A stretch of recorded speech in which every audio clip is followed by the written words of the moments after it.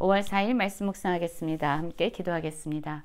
하나님, 우리가 어떠한 상황에 있든지, 우리가 어떤 사람을 만나든지, 우리가 부딪히고 있는 문제가 무엇이든지 그 가운데서 하나님의 뜻을 분별할 수 있는 영적인 눈을 갖게 하여 주시옵소서. 예수님 이름으로 기도했습니다. 아멘. 오늘의 말씀은 민수기 22장 21절부터 35절까지의 말씀입니다. 말씀을 함께 살펴보시기 전에 개인적으로 말씀을 꼭 읽으시고 묵상하는 시간 가지시기 바랍니다. 21절입니다. 발람이 아침에 일어나서 자기 나귀에 안장을 지우고 모압 고관들과 함께 가니 그가 감으로 말미암아 하나님이 진노하심으로 여호와의 사자가 그를 막으려고 길에 서니라. 발람은 자기 나귀를 탔고 그의 두 종은 그와 함께 있더니 라는 말씀으로 시작하고 있습니다. 그렇습니다. 이 발람은요, 발락의 요청에 의해서 그들이 보낸 고관들과 함께 발락에게 나아가고 있습니다. 사실 하나님께서 처음에 그들과 함께 가지 말라고 말씀하셨고 이스라엘 백성을 저주하지 말라고 말씀하셨습니다. 그럼에도 불구하고 이 발람은요, 자신을 더 크게 존귀하게 만들어주고 높여주고 또한 그가 말하는 것은 무엇이든지 시행해 주겠다라고 약속하는 모압 왕 발락의 그런 간청에 의해서 그는 다시금 하나님께 묻지요. 그때 하나님은 발람에게 그 사람들과 함께 일어나 가라라고 허락해 주십니다. 그러나 내가 내게 이르는 말만 준행하라 라고 말씀하셨죠. 사실 발람이 하나님의 뜻을 알았음에도 불구하고 다시 하나님께 묻고 또 묻고 발락이 보낸 고관들을 유숙하게 한 이유는 어쩌면 그의 마음 안에 재물에 대한 그리고 더 높아지고 존귀함을 얻으려고 하는 그의 탐욕과 욕심 때문이었을지도 모릅니다. 하나님은 그가 고관들과 함께 가도록 그의 길을 허용해 주십니다. 우리가 어제 말씀에서도 함께 살펴봤지만 하나님이 우리에게 길을 열어주신다고 그것이 하나님의 뜻을 의미하는 것은 아닐 수 있다는 것을 우리는 반드시 기억해야만 합니다. 우리의 고집 때문에 우리의 꺾지 않는 욕심 때문에 하나님은 우리에게 길을 허용해 주시기도 하고 열어주시기도 하지만 그것은 어쩌면 때로는 우리에게 고난을 주고 우리의 삶을 황폐하게 하는 원인이 된다는 것 우리는 기억해야겠지요. 발람은 아침 일찍 일어나서요, 모압 고관들과 함께 발락에게 향하고 있습니다. 22절을 보면은요, 그가 감으로 말미암아 하나님이 진노하셨다라고 말하고 있어요. 사실 발람에게 그들과 함께 일어나 함께 가라라고 말씀하신 분이 하나님이셨습니다. 그러나 그가 감으로 말미암아 하나님이 진노하셨다라고 말씀하고 있어요. 어떤 의미일까요? 아마도 발락이 보낸 고관들과 함께 가는 것은 하나님의 뜻을 이루기 위해서 하나님 말씀에 순종하기 위해서 가는 길이라기보다는 그의 마음 안에 욕심이 이끄는 대로 그의 마음 안에 있는 그러한 교만함이 이끄는 대로 고집이 이끄는 대로 가는 길이었기 때문에 하나님이 그에게 진노하셨던 겁니다. 그에게 발락이 보낸 고관들과 함께 가라라고 말씀하셨지만 실상 하나님께서는 그 길을 기쁨으로 허락하신 것이 아니었어요. 마침내 여호와의 사자가 그를 막으려고 길에 서 있습니다. 그리고 발람은요, 나귀를 타고 있지요. 그를 막으려고 서 있는 여호와의 사자, 그 사자는요, 칼을 빼어 손에 들고 서 있습니다. 그런데 발람은요, 이것을 볼 수 있는 영적인 눈이 열려져 있지 않았습니다. 그의 눈은 어둠 가운데 감겨져 있었어요. 어쩌면 그의 마음 안에 있는 욕심과 그의 마음 안에 있는 그런 완고한 고집이 그의 영적인 눈을 멀게 했을지도 모르죠.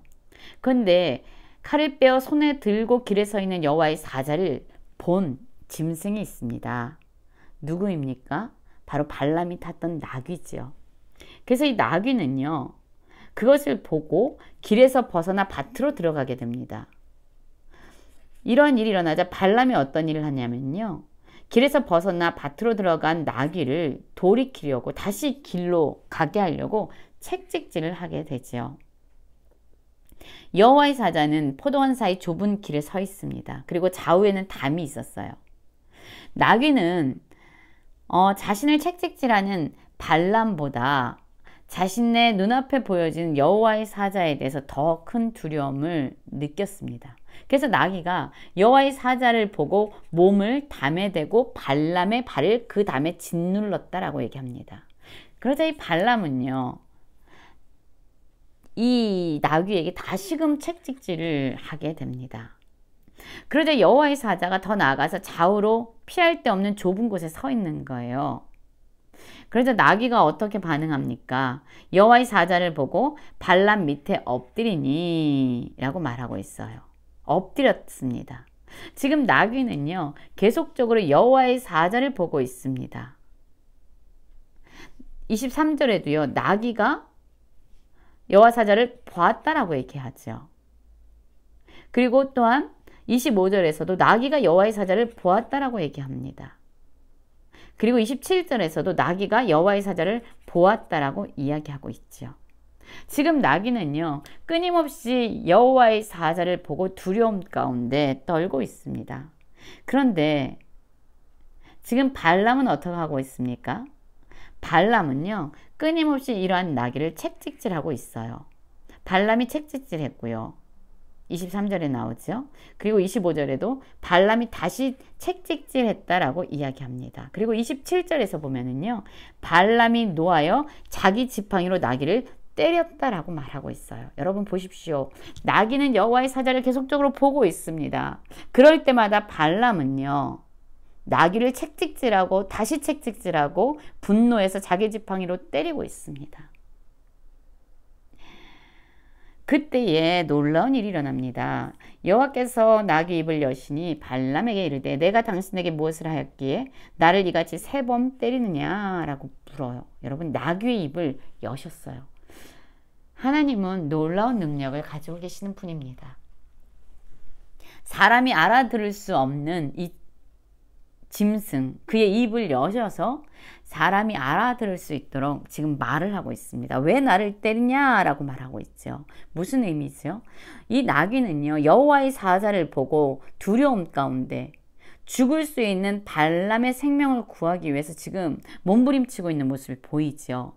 그러나 발람은 여호와의 사자를 보지 않고 있어요. 자신의 나아갈 길을 자꾸만 막고 방해하는 것처럼 보여지는, 머뭇거리고 있는 나귀를 보고 있는 겁니다. 나귀는 발람의 생명을 건지기 위한 몸부림이었지만 발람의 눈에 나귀는 자신의 말을 순종하지 않고 자기에게 반항하고 있는 짐승처럼 보였던 거죠. 그래서 29절에 이렇게 말을 하고 있잖아요. 발람이 나귀에게 말하되 내가 나를 거역하였기 때문이니 내 손에 칼이 있었더라면 곧 너는 죽였으리라 라고 말하고 있습니다. 여러분, 발람은 끊임없이 자신의 욕망을 따라가고 있습니다. 왜냐하면 영적인 눈이 어두워졌기 때문이에요. 그는 자신 안에 자신의 심령 가운데 있는 욕심을 따라 행했기 때문입니다. 우리가 욕심을 따라 행할 때에 우리의 영적인 눈은 감겨지게 됩니다. 영적인 눈이 감겨져서 분별할 수 없을 때에 우리는 우리의 완고한 고집을 내려놓지 않게 되지요. 발람은 자신의 말을 거역하는 것 같은 나귀를 끊임없이 채찍질하고 있습니다. 여러분, 하나님의 눈에도 어쩌면 발람의 고집이 이렇게 보였을 겁니다. 하나님의 뜻이 무엇인지 알매도 불구하고 자신의 욕심을 따라서 발락을 향해서 끊임없이 나아가는 이 발람의 모습, 하나님의 뜻을 거역하고 끊임없이 자신의 욕망을 따라 나아가는 이 고집스러운 발람에 대해서 하나님은 어쩌면 발람이 나귀를 향해서 가지고 있었던 나를 거역해 내 손에 칼이 있었으면 넌 죽었을 거야 라고 말하는 이런 마음이 아니었을까요? 그러나 하나님은 이러한 발람에게도 긍휼을 베풀어 주십니다. 나귀의 입을 여셔서 그로 하여금 깨닫게 하시는 은혜를 베풀어 주십니다. 나귀가 발람에게 말하죠. 나는 당신이 오늘까지 당신의 일생 동안 탄 나귀가 아니냐. 내가 언제 당신에게 이같이 하는 버릇이 있더냐 라고 말합니다. 그때에 나귀가 이런 말을 할 때에 여호와께서 발람의 눈을 밝히시매 라고 말씀하고 있어요. 그때야 비로소 하나님이 발람의 눈을 밝혀주실 때 비로소 여호와의 사자가 손에 칼을 빼들고 길에 서 있는 것을 그가 보게 됩니다. 그가 비로소 하나님께서 그의 영적인 눈을 열어주실 때야 비로소 나귀가 보았던 여호와의 사자를 보고 나귀가 왜 그렇게 행동했는지를 비로소 깨닫게 되는 거죠. 나귀가 여호와의 사자를 보고 엎드렸던 것처럼 발람도 여호와의 사자를 보고 머리를 숙여 엎드리게 되죠. 그때 여호와의 사자가 발람에게 말합니다. 너는 어찌하여 내 나귀를 이같이 3번 때리느냐. 보라, 내 앞에서 내 길이 사악함으로 내가 너를 막으려고 나왔더니 나귀가 나를 보고 이같이 3번 돌이켜 내 앞에서 피하였느니라. 나귀가 만일 돌이켜 나를 피하지 아니하였다면 내가 벌써 너를 죽이고 나귀를 살렸으리라 라고 말씀하고 있어요. 그렇습니다. 여러분, 우리도요 삶을 살아가다 보면은 여러 가지 상황 가운데 부딪힐 때가 있습니다. 의도하지 않은 사람들과의 만남이 이루어질 때도 있고요. 우리가 생각하지도 못했던 예기치 못한 문제들이 우리에게 덮칠 때가 있어요. 여러분, 그때 우리의 영적인 눈이 열려져서 하나님의 뜻을 분별할 수 있는 은혜가 우리에게 부어지기를 원합니다. 우리가 분별하지 못하면은요, 끊임없이 우리의 고집을 꺾지 않습니다. 우리 마음 안에 있는 욕심을 따라 우리는 행할 때가 너무나도 많아요. 하나님께서 눈을 열어주셔야만 우리는 그 상황을 하나님의 눈으로 해석할 수 있고 하나님의 눈으로 분별할 수 있고 판단할 수 있게 됩니다. 비로소 발람은 하나님께서 눈을 열어주실 때에 나귀가 자기의 생명을 구했다는 것을 이해하게 됩니다. 그리고 자기가 욕심으로 행했던 자신 안에 있는 죄를 보게 됩니다. 34절이죠. 발람이 여호와의 사자에게 말하되 내가 범죄하였나이다. 그래요. 우리는요, 하나님께서 눈을 열어주시지 않으면 우리가 얼마나 큰 죄인인지, 우리가 어떠한 죄를 졌는지도 우리는 알지 못합니다. 우리가 죄로 말미암아 죽을 수밖에 없는 자라는 것도 우리는 깨닫지 못하게 됩니다. 하나님께서 우리의 영적인 눈을 열어주시도록 우리는 기도하며 간구하며 살아가야 합니다. 발람은 그때야 비로소 자신의 죄악됨을 하나님께 고하면서 내가 범죄하였나이다. 당신 나를 막으려고 길에 서신 줄을 내가 알지 못하였나이다. 눈이 어두워졌기 때문이죠. 당신이 이를 기뻐하지 아니하시면 나는 돌아가겠나이다 라고 말합니다. 그때 여호와의 사자가 다시금 그에게 얘기해요. 그 사람들과 함께 가라. 내가 내게 이르는 말만 말할지니라. 내가 내게 이르는 말만 말할지니라 라고 다시금 하나님께서는 그의 마음을 붙잡아 주시죠. 그리고 발람은 발락의 고관들과 함께 계속적으로 길을 가게 됩니다. 여러분, 하나님께서 우리의 눈을 밝히셔서 우리가 처해 있는 상황과 우리가 부딪힌 문제와 우리가 만나는 사람들 가운데서 하나님의 뜻을 분별하기 원합니다. 그래서 하나님의 눈으로 상황을 해석하고 사람들을 하나님의 눈으로 이해하고 문제를 하나님의 방법으로 해결할 수 있는 모든 성도님들 되시길 간절히 기도합니다.